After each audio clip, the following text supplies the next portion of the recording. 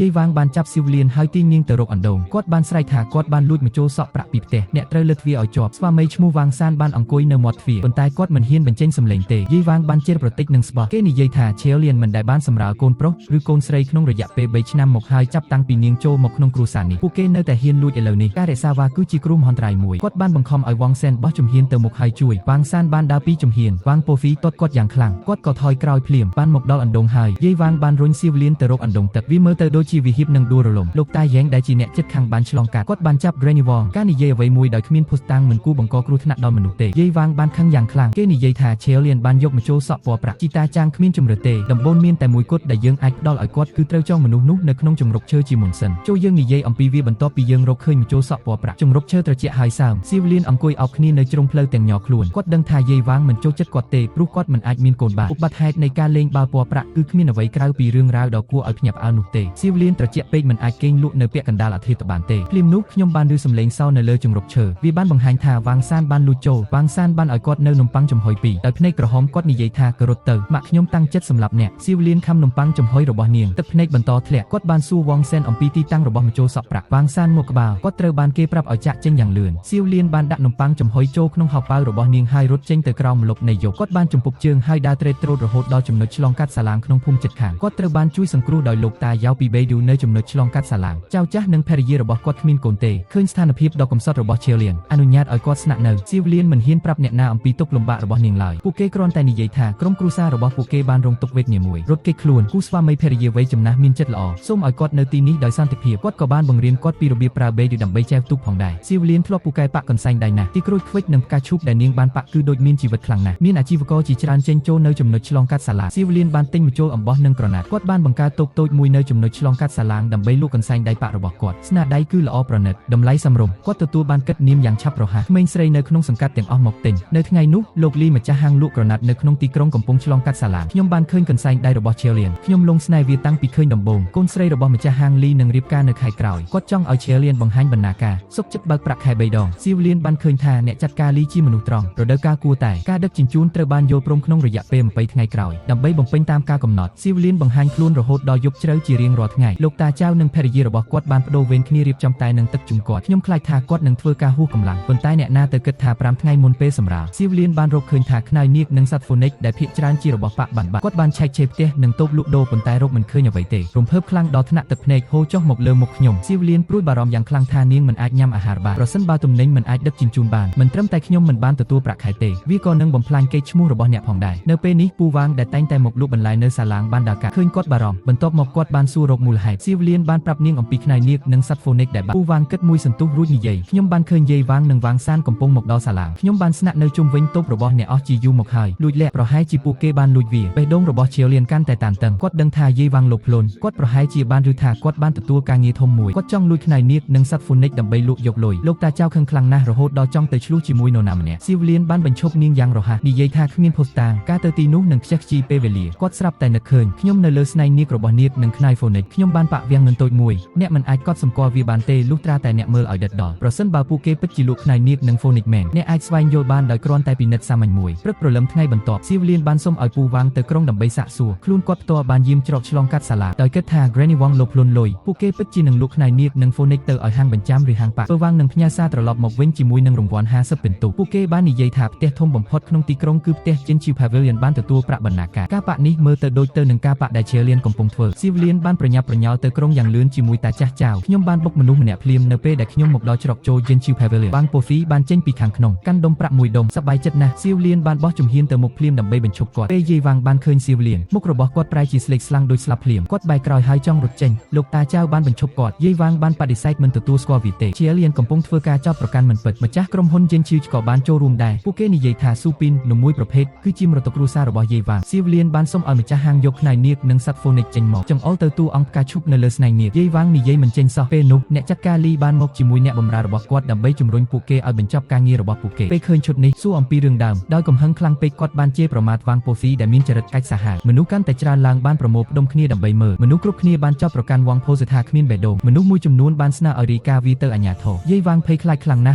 ់រហូតដល់លុតជង្គង់អង្វរសុំសេចក្តីមេត្តាករុណាគាត់បានអង្គគោរពឲ្យអង្វរឈៀលលៀនឲ្យលើកលែងទោសឲ្យគាត់ស៊ីវលៀនសម្លឹងមើលគាត់គិតទៅអតីតកាលដ៏លំបាកនៅក្នុងព្រៃហៀបនឹងចុះចាញ់ហើយវាងសានស្រាប់ រាប់តែដើរចេញពីហ្វូងមនុស្សវាងសានហុងសម្លឹងមើលទៅស៊ីវលៀនហើយនិយាយថាគឺស៊ីវលៀនសូមអភ័យទោសម្ជុលសក់ពណ៌ប្រាក់មិនបានបាត់តតែសោះម៉ាក់ខ្ញុំបានលាក់វានាងគ្រាន់តែមិនចូលចិត្តថាអ្នកមិនអាចមានកូនបានទេបើឯងចង់ឲ្យខ្ញុំស្លាប់មែនចូលឲ្យកូនម្នាក់ទៀតដែលអាចមានកូនបានមកដរាបណាពាក្យទាំងនេះត្រូវបាននិយាយចេញមនុស្សគ្រប់គ្នាមានការភ្ញាក់ផ្អើលយ៉ាងខ្លាំងគ្មាននរណាម្នាក់រំពឹងទុកវាទេការលួចជុលសក់ប្រាក់គឺជាគម្រោងប្រឌិតមួយវាងសានបាននិយាយថានៅពេលនោះម្ដាយរបស់គាត់បានឃើញថាឆេលៀនមិនអាចមានគភបានយូរទេពួកគេគ្រាន់តែរើសអើងគ្នាជារៀងរាល់ថ្ងៃក្រោយមកខ្ញុំបានឮថាមានស្ត្រីមេម៉ាយម្នាក់នៅក្នុងភូមិជិតខាងដែលអាចមានកូនបានគាត់មានគំនិតអាក្រក់មួយចិត្តនាលាក់មកចូលសក់ពណ៌ប្រាក់ចោទប្រកាន់ឆេលៀនពីបទលួចគាត់ចង់ប្រើសក់ខ្លាញ់របស់ឈៀងយ៉ាងដើម្បីសម្លាប់គាត់វាងសានតែងតែខ្លាចចម្ដាយរបស់គាត់ទោះបីជាដឹងការពិតក៏ដោយក៏ពួកគេមិនហ៊ាននិយាយសំបីតែមួយម៉ាត់លើកនេះខ្ញុំបានដើរតាមយាយវាងដើម្បីលួចខ្នាយនាគនិងខ្នាយសត្វហ្វូនិកខ្ញុំមានអារម្មណ៍ថាមានកំហុសយ៉ាងខ្លាំងដោយឃើញថាបញ្ហានេះត្រូវបានលាតត្រដាងទីបំផុតគាត់បានប្រាប់ការពិតយាយវាងឃើញថាវាងសានបានធ្វើចលនាមួយខឹងសម្បាហើយព្យាយាមធ្វើជាមនុស្សមិនសមហេតុផលគេនិយាយថាវាងសានត្រូវបានស៊ីវលៀនបង្ខំពេលនោះមនុស្សម្នាក់ទៀតបានដើរចេញពីហ្វូងមនុស្សគឺលោកតាចាងលោកតាចាងដកដង្ហើមធំរួចនិយាយខ្ញុំមានអារម្មណ៍ថាមានអ្វីមួយខុសប្រក្រតីនៅពេលនោះជាលៀនមានចរិត slot boat ហេតុអ្វីបានជានរណាម្នាក់លួចក្រោយមកខ្ញុំបានជួបយាយវងដោយចៃដន្យដោយសុំឲ្យនរណាម្នាក់វីគាត់ស្ដាប់រឿងរ៉ាវរបស់ស្ត្រីមេម៉ាយមកពីភូមិជិតខាងមានតែពេលនោះទេទើបខ្ញុំដឹងពីចិត្តនាអាក្រក់របស់គាត់ខ្ញុំសុខចិត្តធ្វើជាសាក្សីនៃរឿងនេះនៅថ្ងៃនេះហ្វូងមនុស្សកាន់តែខឹងសម្បាពួកគេទាំងអស់គ្នាបានស្រែកថាពួកគេចង់រីកាវាទៅអាជ្ញាធរយាយវាងភ័យខ្លាចខ្លាំងណាស់រហូតដល់ដួលទៅលើដីប៉ុន្តែឆេលៀនស្រាប់តែនិយាយឡើងថាវាមិនអីទេបើមិនរីកាទៅអាជ្ញាធរប៉ុន្តែខ្ញុំត្រូវការឲ្យវងផូសេទទួលស្គាល់ជាសាធារណៈថាបានបង្កាច់បង្ខូចខ្ញុំប្រគល់ភាពគ្មានទោសពៃរបស់ខ្ញុំមកវិញបន្ទាប់មកយកលុយទាំងអស់ពីការលក់ខ្នាយនាគនិងខ្នាយហ្វូនិកមកវិញមនុស្សគ្រប់គ្នាមានការងឿងឆ្ងល់គេបានសួរឆេលៀនថាហេតុអ្វីបានជានាងដោះលែងស្ត្រីចំណាស់ដ៏អាក្រក់នោះស៊ីវលៀនបាននិយាយថាគាត់មិនចង់ឲ្យវាងពោត្រូវជាប់គុកទេគាត់ត្រូវតែទទួលស្គាល់កំហុសរបស់គាត់ជាសាធារណៈឲ្យមនុស្សគ្រប់គ្នាដឹងពីភាពអយុត្តិធម៌របស់គាត់វាងយាយចាស់គ្មានជំរឿអ្វីទេគាត់អាចត្រឹមតែអន់ក្បាលហើយទទួលស្គាល់កំហុសរបស់គាត់នៅចំពោះមុខសាធារណជនប៉ុណ្ណោះប្រគល់ប្រាក់ទាំងអស់គាត់ថែមទាំងត្រូវបានមនុស្សគ្រប់គ្នាស្ដីបន្ទោសទៀតផងមានតែពេលនោះទេដែលគាត់ក៏រត់គេចខ្លួនវាងសានសម្លឹងមើលមុខរបស់ស៊ីវលៀនដែលពោពេញដោយអារម្មណ៍មានទោសខ្ញុំចង់ស្នាក់នៅហើយជួយគាត់ឲ្យអត់ទោសបាបរបស់គាត់ស៊ីវលៀនមកក្បាលហើយនិយាយថាពេលនោះអ្នកមិនបានការពារខ្ញុំទេមិនចាំបាច់មកឥឡូវនេះទេសូមឲ្យមនុស្សគ្រប់គ្នាបានសុខភ្នែករបស់វងសែនឡើងក្រហមគាត់បានចាក់ចេញដោយស្ងៀមស្ងាត់ស៊ីវលៀនបានយកខ្នាយនាគនិងហ្វូនិកមកវិញធ្វើការពេលយប់ប្រាក់បណ្ណាការត្រូវបានប្រគល់ជូនអ្នកគ្រប់គ្រងលីទាន់ពេលវេលាអ្នកចាត់ការលីឃើញថាជំនាញរបស់គាត់ល្អមានចិត្តល្អគាត់មិនត្រឹមតែផ្ដល់ប្រាក់ខែ3ដងប៉ុណ្ណោះទេពួកគេថែមទាំងបានណែនាំគាត់ដល់គ្រួសារអ្នកមាននៅក្នុងទីក្រុងទៀតផងអាជីវកម្មរបស់ឈីអូឡែនកំពុងរីកចម្រើនយ៉ាងខ្លាំងក្រោយមកហាងប៉ាក់មួយត្រូវបានបើកនៅជាប់នឹងសាឡាងលោកក៏បានបង្រៀនប៉ាក់ដល់ស្ត្រីក្រីក្រនៅក្នុងសង្កាត់ផងដែរជីវិតកំពុងតែប្រសើរឡើងបន្តិចម្ដងលោកនិងអ្នកស្រីចៅបានយកស៊ីវលៀនជាកូនធម៌របស់ពួកគ